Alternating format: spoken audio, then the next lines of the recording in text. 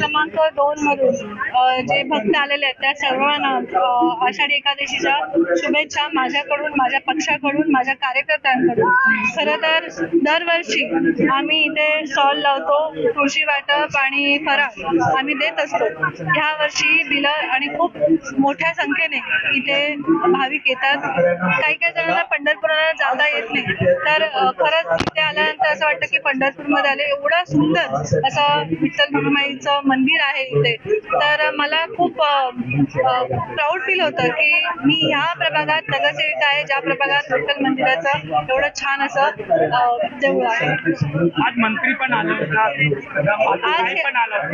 आज ह्या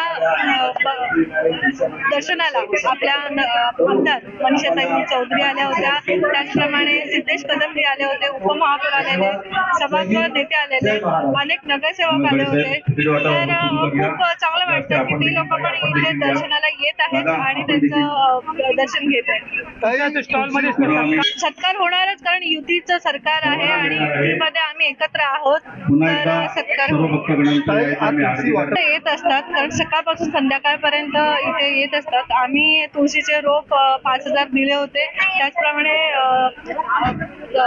खिचडी वाटप आणि लाडू, राजगिऱ्याचे लाडू दिले होते. तर ही आम्हाला थोडीशी सेवाभाव करण्याची संधी मिळालेली आहे. काही पूर्ण देशामध्ये हरी विठ्ठल गुरुजी आहे, खूप छान वाटतंय. भक्तिमय असं वातावरण झालेलं आहे आणि रील बघत असतो किंवा टीव्ही मध्ये बघत असतो की खूप छान छान असे वारकरी डान्स करत आहेत तिथे आणि खूप छान वाटत आहे.